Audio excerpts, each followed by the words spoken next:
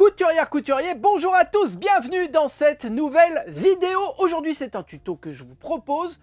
Nous allons coudre ensemble ce sac seau. Hop là! Petit sac à main qui est, regardez, avec le fond rectangulaire, très simple à coudre, et le dessus circulaire. C'est pour ça qu'on appelle ça un sac seau. Normalement, un vrai sac seau, le fond devrait être rond également. C'est un petit peu technique, donc j'ai préféré partir sur une base de cabas. Le dessus, lui, par contre, va être complètement arrondi, fermé avec ce petit lacet qui passe à travers tous ces œillets, hop, tout autour. Une petite chaînette pour accrocher tout ça, le passer comment ça s'appelle quand on le porte comme ça, un sac? Je ne sais pas. Le mettre à l'épaule ou en bandoulière, c'est vous qui choisissez. En bandoulière, c'est moins sympa. Non. Non, non, vous le portez à l'épaule, ce sera beaucoup mieux. Et alors là, pour le coup, vous allez pouvoir y ranger un peu ce que vous voulez, puisqu'il est assez grand, assez volumineux, entièrement doublé, évidemment. Très facile à coudre, je vous l'ai dit. Et voilà, je vous propose qu'on y aille tout de suite. Mais avant de se lancer dans la couture de ce sac seau, il faut que je vous avoue quelque chose. Cette vidéo est sponsorisée par Prime. Si vous suivez mon compte depuis un petit moment, que ce soit ici ou sur Instagram, vous avez déjà vu passer la Vario Creative Tool. C'est cet outil qui est une espèce de presse en fait, qui remplace les pinces, qui remplace les marteaux qu'on était obligé d'utiliser pour poser des boutons pression plastique, des boutons pression jersey, des boutons pression anorak, des œillets, pour poser également des rivets. La Vario Creative Tool fait tout ça et il y a des nouvelles couleurs. Il y a du gris, il y a du vert, je suis un peu daltonien, il y a du vert, il y a également en rose et il y a toujours la bleue, enfin en tout cas la bleu-violette, couleur de Prime. Voilà, ce sont les petites nouveautés. Il y a également des nouveaux boutons pression, des nouveaux œillets qui sont colorés. Fini le gris, le doré et le laiton, là, la couleur un peu or vieux. On passe sur des couleurs beaucoup plus clinquantes que vous allez pouvoir associer à n'importe quel de vos projets. Et d'ailleurs, nous, on va s'en servir pour ce sac seau, puisqu'on va utiliser des petits œillets colorés et c'est trop beau. Et petit conseil, restez bien au bout de la vidéo parce que je vais vous faire gagner cette petite pince, la verte. Si vous préférez la grise, il faudra venir sur mon compte Instagram.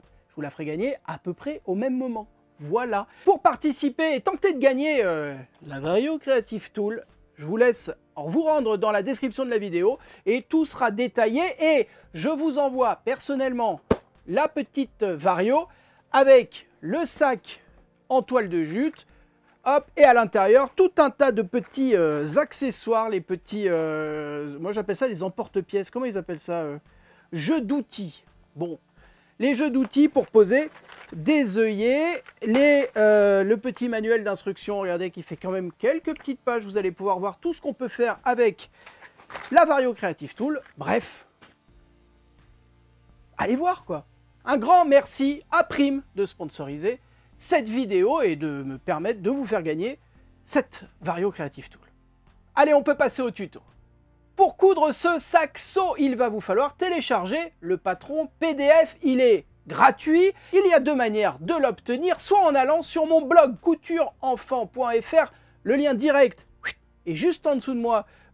Pareil, hein, dans la description de la vidéo. Lorsque vous arrivez sur la page qui parle du sac seau, il y a normalement une ligne où il y a marqué « Cliquez ici pour obtenir le patron PDF ». Vous cliquez, vous rentrez votre adresse email, ça vous envoie donc un email et vous avez ensuite accès à tous les patrons PDF que je propose gratuitement sur le blog.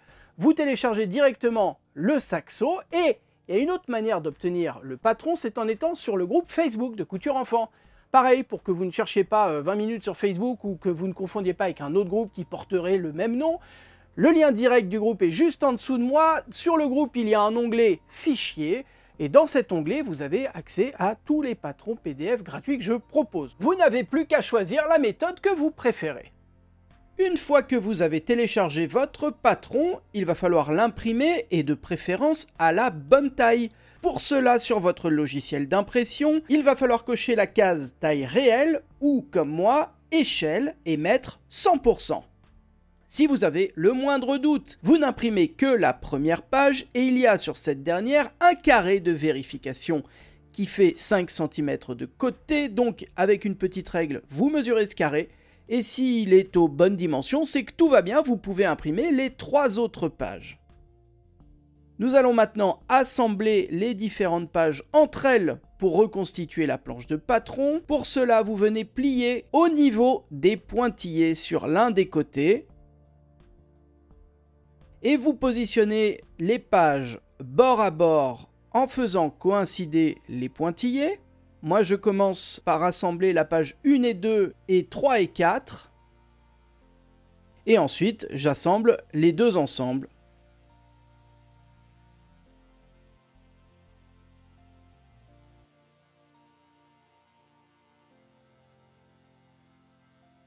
Puis, avec votre paire de ciseaux à papier, vous venez découper les 3 pièces qui composent ce modèle. Il y a la pièce principale, la pièce des passants et la pièce du dessus. Et maintenant que le patron est prêt, on peut passer au matériel nécessaire à la couture. Pour l'extérieur du sac, moi je vais utiliser de la bâchette. C'est un tissu d'ameublement un petit peu épais mais pas trop, assez résistant. Là c'est de la bâchette imprimée, très jolie avec ses petites fleurs de cerisier. Pour l'intérieur, pour la doublure, je vais utiliser une bête cotonnade, enfin en l'occurrence c'est de la crétonne, qui est un tissu de coton assez fluide, pas du tout épais. Pour le dessus, je vais utiliser ce tissu, c'est une espèce d'imitation de lin couleur rose. Et en fait, c'est un tissu d'ameublement également qui est assez épais. Mais en l'occurrence, n'importe quel tissu non élastique en coton fera l'affaire. Pour rigidifier le sac seau pour qu'il se maintienne bien droit, on utilise du thermocollant. Pour faire passer le cordon qui va refermer le sac, on va utiliser ces gros œillets. Ils sont vendus par boîte de 15 et on n'en a besoin que de 12. Pour poser ces fameux œillets, je vais utiliser une matrice à la bonne taille. Ça va me servir en fait à faire le trou à l'intérieur du tissu et ensuite à poser l'œillet. On va avoir besoin de ces anneaux demi-lune et d'une chaîne qui nous servira à porter le sac en bandoulière. Et enfin, on va utiliser du cordon qui passera donc à l'intérieur des œillets et qui servira à refermer le sac. Concernant les dimensions, concernant le matériel que je vais utiliser, je vous ai mis tout en description de cette vidéo. Décidément, il y a beaucoup d'infos en description. Et du coup, vous allez voir la quantité de tissu que vous avez besoin, le type de tissu que moi j'utilise, les références pour la Vario Creative Tool, pour les petits outils qui vont avec, qui vont vous permettre de faire des trous, qui vont vous permettre de poser des œillets. Bref, vous saurez tout en description, donc allez voir. Et maintenant, je vous propose de passer à la découpe des tissus. Nous allons commencer par découper la pièce principale dans le tissu extérieur. On fait bien attention au droit fil et donc au sens de votre tissu. Et nous avons besoin de cette pièce 2 fois dans le tissu extérieur. Pour découper une pièce à 2 reprises en une seule fois, on replie son tissu sur lui-même. On place la pièce au beau milieu qu'on épingle. Et avec sa paire de ciseaux à tissu, on découpe tous les côtés. Et ainsi, vous voyez qu'en une seule découpe, j'ai bien les 2 pièces nécessaires à l'extérieur de mon saxo.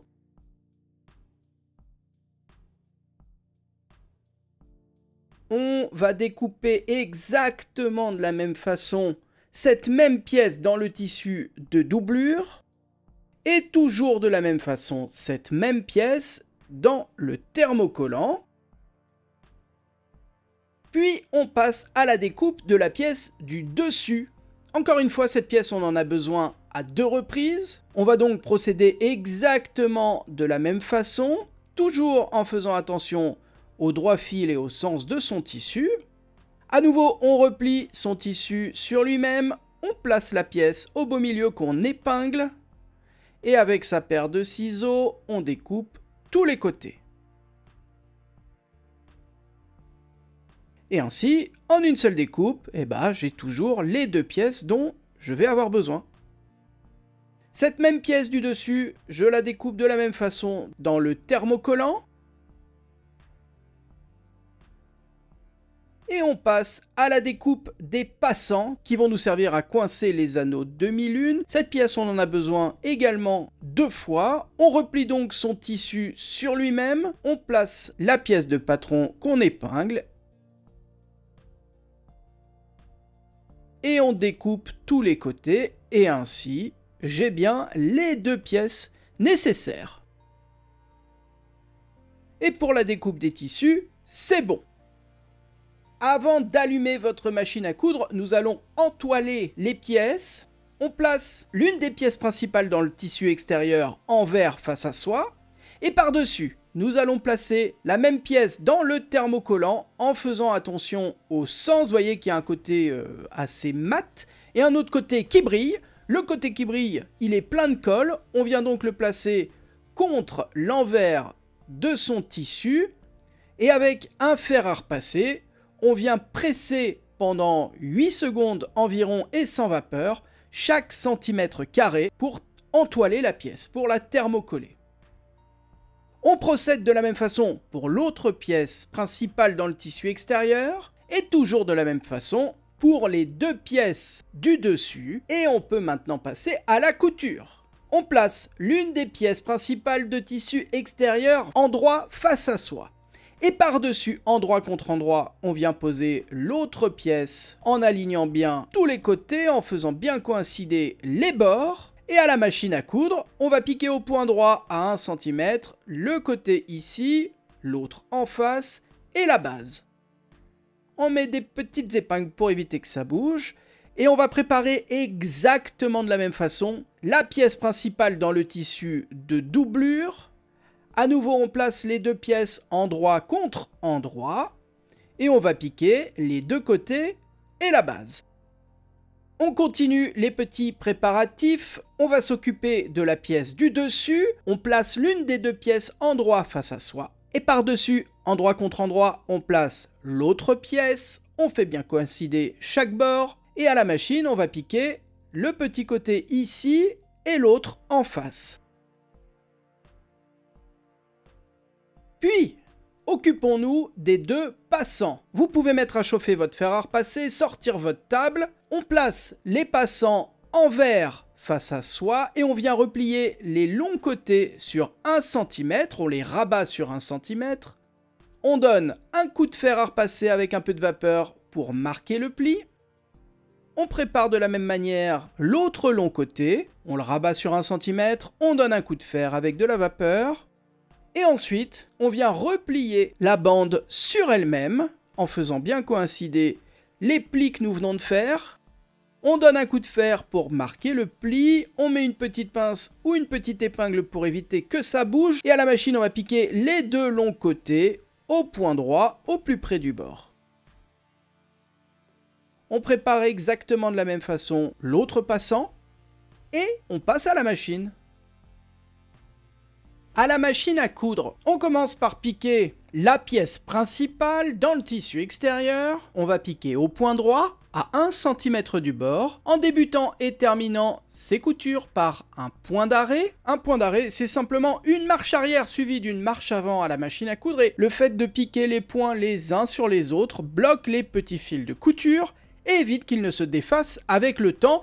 Et on va faire des points d'arrêt au début et à la fin de chacune des coutures dans ce tuto. Vous piquez tout le long et lorsque vous arrivez au bout, vous terminez en faisant un point d'arrêt. On pique de la même façon l'autre côté et la base.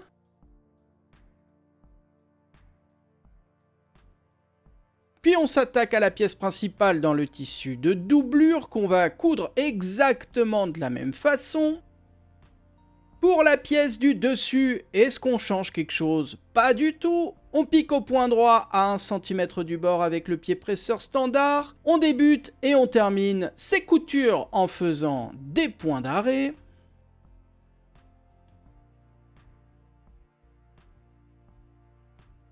Et enfin, on passe au passant. Cette fois, c'est un peu différent. On pique toujours au point droit avec le pied presseur standard, mais on va piquer au plus près du bord, toujours en débutant et terminant par des points d'arrêt.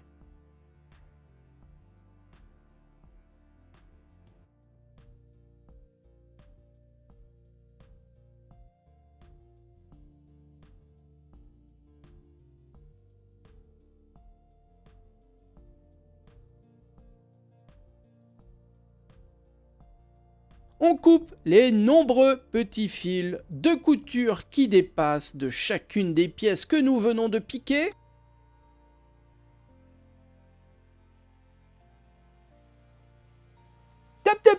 Petite pause dans ce tuto, est-ce que vous êtes bien abonné à cette chaîne YouTube?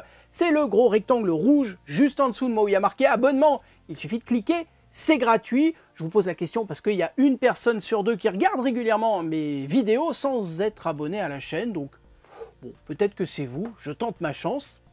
Il suffit de cliquer. Allez, on continue. J'espère que votre fer à repasser est toujours un peu chaud. On va en avoir besoin pour ouvrir les coutures que nous venons de faire. Ouvrir une couture, c'est simplement écarter les marges de couture de part et d'autre de la couture. Et on vient donner un coup de fer à repasser avec un peu de vapeur pour faire en sorte que les marges restent bien de part et d'autre. On fait ça sur toutes les coutures que nous venons de faire, donc sur les deux pièces principales ainsi que sur le dessus. Et pour la pièce du dessus, je vous propose de la préformer. Vous venez faire coïncider la couture sur elle-même, envers contre envers, comme ceci. Vous voyez que ça donne sa forme au dessus.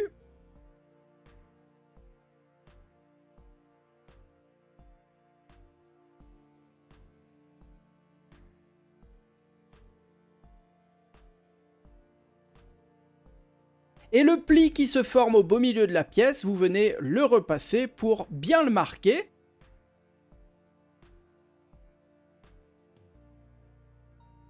Et cette pièce, pour le moment, vous pouvez la mettre de côté. On en aura besoin à la fin du tuto. En attendant, on repasse sur les pièces principales. Nous allons former les angles au niveau de la base. Pour cela, vous venez tirer comme ceci. Les côtés, vous voyez que ça plaque la couture de la base et celle du côté l'une contre l'autre. Vous faites en sorte que les coutures soient bien l'une face à l'autre, qu'il n'y ait pas un petit décalage, et vous mettez une petite pince ou une petite épingle pour éviter que ça bouge. On prépare de la même façon l'autre côté et à la machine à coudre, on va piquer au point droit tout le long ici et la même chose de l'autre côté.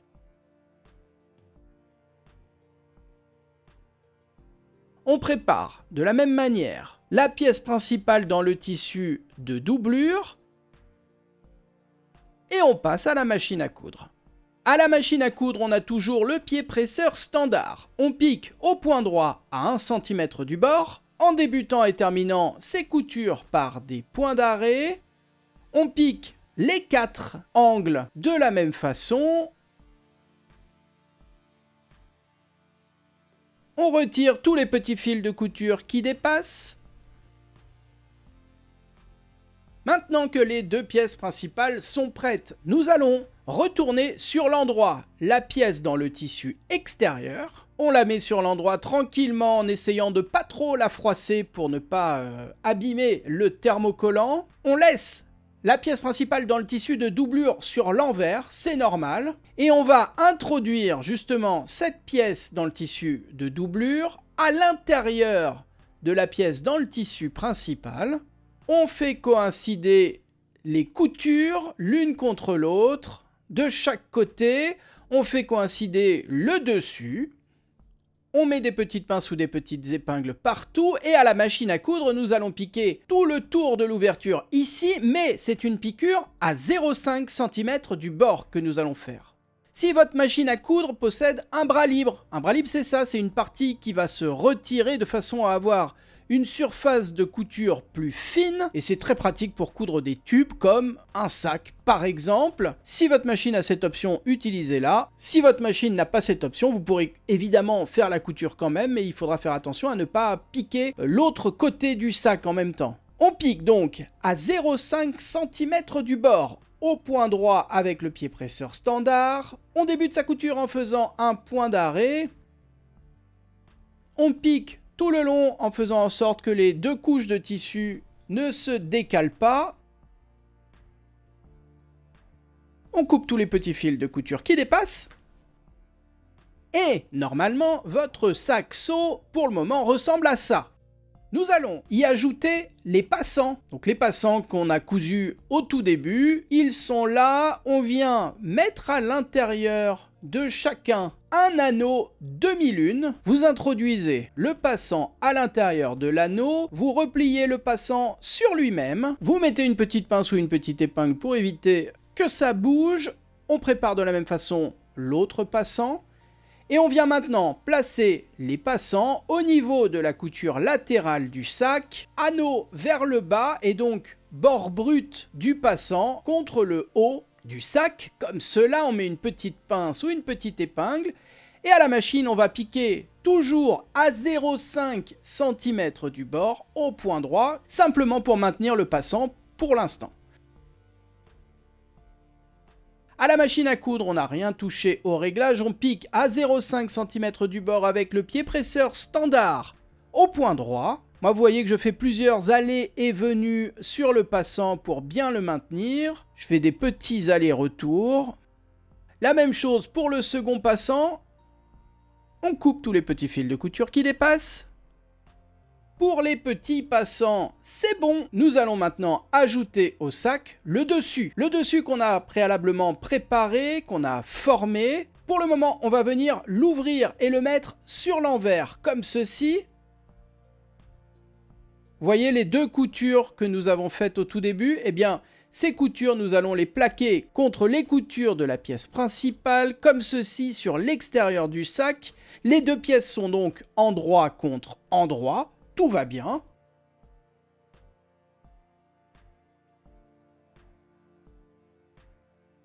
On met une petite pince ou une petite épingle pour éviter que ça bouge. On place la seconde couture contre l'autre couture du saxo. À nouveau, une petite pince, une petite épingle. On tend bien les bords partout pour que tout coïncide parfaitement. On met des petites pinces ou des petites épingles pour éviter que ça bouge le temps qu'on passe à la machine. Et donc, vous l'avez compris, à la machine à coudre, on va piquer tout le tour. Et cette fois, à 1 cm du bord. À la machine à coudre, on est toujours avec le pied presseur standard. Le point droit et donc on pique à 1 cm du bord en débutant et terminant sa couture par des points d'arrêt. On prend bien son temps pour éviter que ça bouge, pour que les tissus soient bien l'un contre l'autre, que ça ne se décale pas au moment de la couture. On coupe tous les petits fils de couture qui dépassent. Nous allons maintenant retourner le sac sur l'envers à nouveau. On se retrouve donc avec le tissu de doublure à l'extérieur. On va faire ressortir le dessus que nous venons de coudre comme cela. Et on prépare son fer à repasser et sa table puisque là il y a un petit peu de repassage à faire. Première chose, nous allons plaquer les marges de couture vers le dessus, par là. Pour cela, avec son fer, vous venez simplement repasser la marge de couture vers le dessus. Puis, nous allons former un repli à 1 cm de l'extrémité du dessus, comme cela, tout le long. On replie sur 1 cm, on met une petite pince ou une petite épingle pour éviter que ça bouge. Et on continue sur tout le dessus.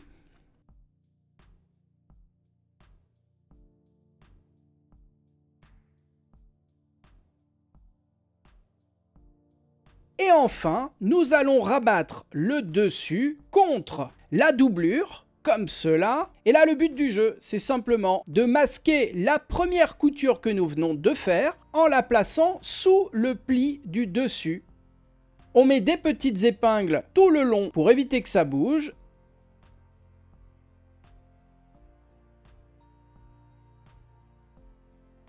Pour faire les choses bien, moi je repasse mon saxo sur l'endroit.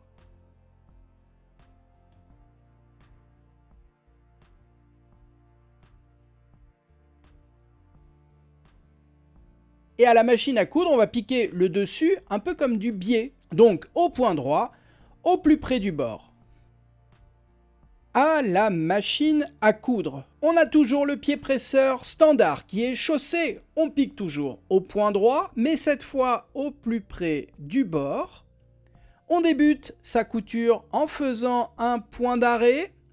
On fait attention aux épaisseurs qu'il va y avoir au niveau notamment des passants. Si jamais votre machine galère, vous n'hésitez pas à placer une belle-mère, vous savez, une petite cale à l'arrière du pied presseur de façon à le laisser bien parallèle. Vous piquez tout le long en prenant bien votre temps pour avoir une jolie couture. Là, il s'agit d'une surpiqûre, donc forcément, elle va se voir. Si, comme moi, vous utilisez un fil extrêmement contrastant, vous prenez bien votre temps parce que ça va être moche si jamais vous avez des petites vagues sur la couture, si elle n'est pas parfaitement parallèle au pli. Et lorsque vous avez fait tout le tour, vous terminez en faisant un point d'arrêt. On coupe tous les petits fils de couture qui dépassent. Vous pouvez arrêter votre machine à coudre, on n'en a plus besoin pour ce tuto. On va maintenant s'occuper de placer les œillets tout autour du dessus, ici. Pour cela, j'espère que vous n'avez pas jeté cette pièce. On va en avoir besoin. Vous voyez que l'emplacement des œillets est marqué. On va donc en mettre 12, 6 de chaque côté. Vous repliez votre bandelette sur elle-même en son milieu comme cela. Et vous venez la mettre à cheval sur le dessus. Ça vous donnera la position précise pour placer chacun des œillets.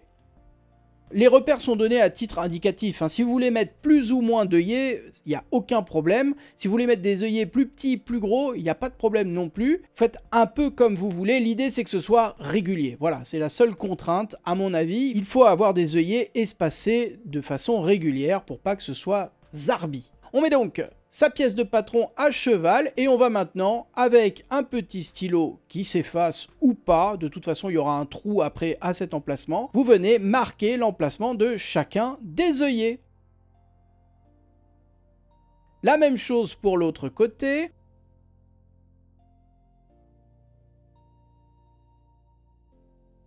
Et c'est le moment d'utiliser la Vario Creative Tool de Prime. Donc ça, c'est le premier modèle qu'ils ont sorti, celui que j'ai depuis maintenant un peu plus de 6 mois. On va utiliser les emporte-pièces à la bonne taille. Vous voyez que pour chaque taille d'œillet, vous avez une taille d'emporte-pièces, c'est normal. On place les pièces directement en les coinçant dans la Vario Creative Tool. Clic. Clac. Et on va maintenant faire un trou sur chacun des repères que nous avons reportés. Vous voyez que c'est tout bête, il suffit de presser, le trou se fait quasi instantanément. Vous faites les 12 trous nécessaires pour placer les œillets et on vient maintenant remplacer les deux pièces par celles-ci qui sont évidemment fournies avec. En bas, la petite pièce verte. Sur le dessus, la petite pièce en métal grise. Et nous allons insérer cette partie des œillets, la partie colorée, sur l'extérieur. Et on mettra la partie grise à l'intérieur du sac. Je place donc la partie colorée de l'œillet à l'intérieur du trou qu'on a formé. Je place mon œillet contre la pièce verte de la Vario Creative Tool. Clic par-dessus, je mets donc la partie grise de l'œillet et avec ma Vario Creative Tool, crac, mon œillet est placé.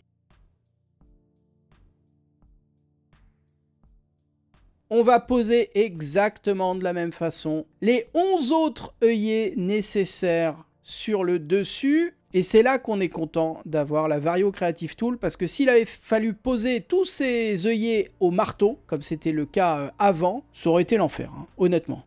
Bim, ça c'est fait, c'est nickel. Il m'a fallu 5 minutes pour poser tous ces œillets, c'est très cool. On fait maintenant passer le cordon à l'intérieur de chacun de ces œillets. Donc là, il suffit de serpenter entre les différents œillets. On forme le sac en le refermant un petit peu. On fait un nœud pour refermer le cordon.